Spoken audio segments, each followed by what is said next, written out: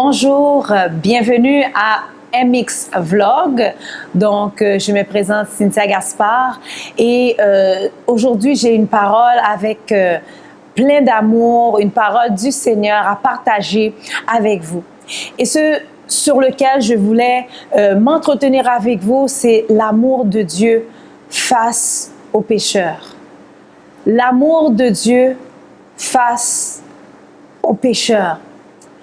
Et ce matin, je veux prendre le temps de parler à quelqu'un aujourd'hui qui est en train d'avoir des difficultés à lutter avec un péché, à se départir de ce péché et comprendre où est-ce que l'amour de Dieu se situe lorsque nous péchons contre Dieu. Souvent, lorsque nous péchons contre Dieu, la première chose qu'on veut faire, c'est fuir la face de Dieu. Ne pas prier, ne pas ouvrir notre Bible pour savoir qu'est-ce que le Seigneur veut faire avec nous, même nous éloigner des chrétiens, nous éloigner de l'Église, pour sentir que nous ne sommes pas assez à la hauteur pour pouvoir nous présenter devant Dieu. Mais ce matin, je veux te dire que Dieu t'aime, Dieu nous aime. Et il fait la différence entre le péché et le pécheur. Dieu aime le pécheur. Dieu nous aime.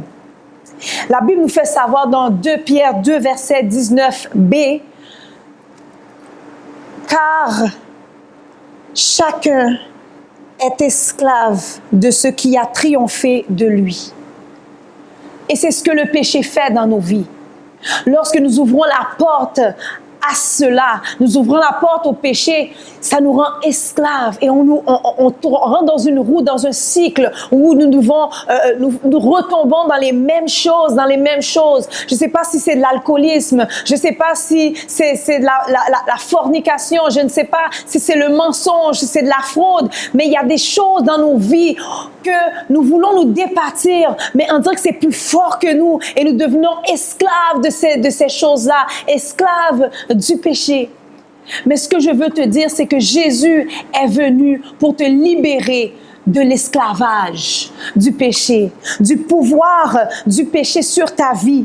1 Jean 2, versets 1 à 3 nous dit: « Mes petits enfants », donc on parle aux enfants de Dieu, ceux qui ont fait la paix avec Dieu, ceux qui ont donné leur vie à Jésus. « Mes petits enfants, je vous écris ces choses afin que vous ne péchiez point.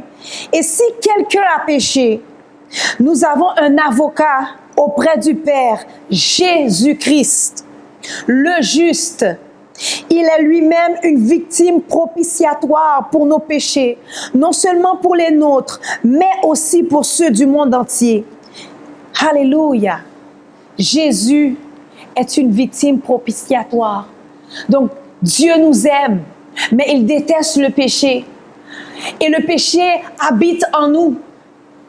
Alors, Dieu voit qu'il doit condamner le péché, mais en condamnant le péché, il nous condamne nous.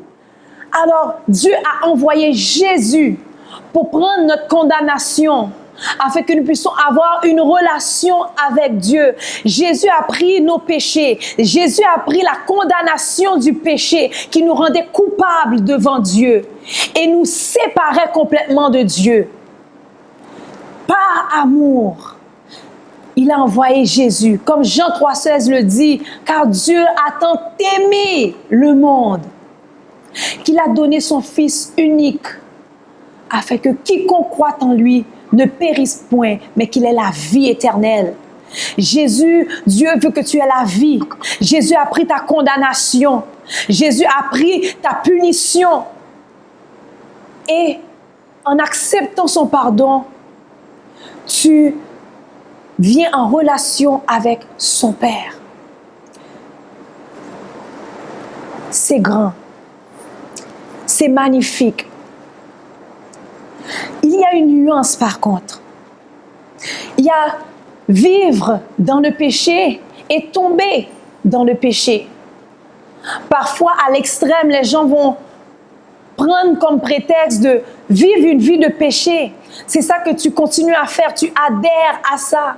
Et tu ne veux pas te repentir, tu ne rejettes pas, tu renonces pas à ce péché. Tu ne veux pas un changement de direction. Si c'est ton cas, donc tu n'es pas encore dans le cheminement de la repentance. Car la repentance inclut un changement de direction. Il y a tombé dans le péché lorsque tu veux marcher avec Dieu et il arrive une circonstance qui a fait que tu es tombé. Mais Dieu ne veut pas te lâcher. Si tu veux vraiment confesser tes péchés à Jésus, Jésus ne va pas t'abandonner dans ton péché. Jésus ne va pas laisser le pouvoir de l'esclavage du péché continuer dans ta vie. Il va changer ta vie. Il va t'aimer. Son amour va changer ta vie. 1 Jean 2, versets 4 à 6 dit « Je l'ai connu, et qui ne garde pas ses commandements est un menteur, et la vérité n'est point en lui. Mais celui qui garde sa parole, l'amour de Dieu est véritablement parfait en lui. Par là, nous savons que nous sommes en lui. Celui qui dit qu'il demeure en lui, en parlant de Jésus, doit marcher aussi comme il a marché lui-même. » Si c'est ton désir aujourd'hui de marcher comme Jésus, de marcher selon les principes de Jésus, d'obéir aux principes de Jésus, je veux te dire qu'il y a de l'espoir pour toi. Il y a de l'espoir pour toi. Peu importe qu'est-ce que l'ennemi essaie de rentrer dans tes pensées pour te dire que tu vas jamais t'en sortir. Tu vas toujours rester esclave de ce qui a triomphé de toi. Mais laisse-moi te dire, Jésus va te libérer. Jésus peut te libérer. Ne fuis pas la face de Dieu. Ne fuis pas loin de ses écritures, de ses commandements. Abandonne-toi à Jésus et demande, Seigneur, pardon. J'ai besoin de toi. Je ne veux pas être esclave de ce qui a triomphé de moi. Je ne veux pas être esclave du péché.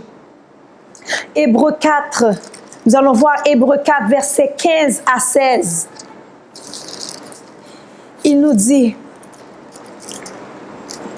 car nous n'avons pas un souverain sacrificateur qui ne puisse compatir à nos faiblesses. Au contraire, il a été tenté comme nous en toutes choses, sans commettre de péché.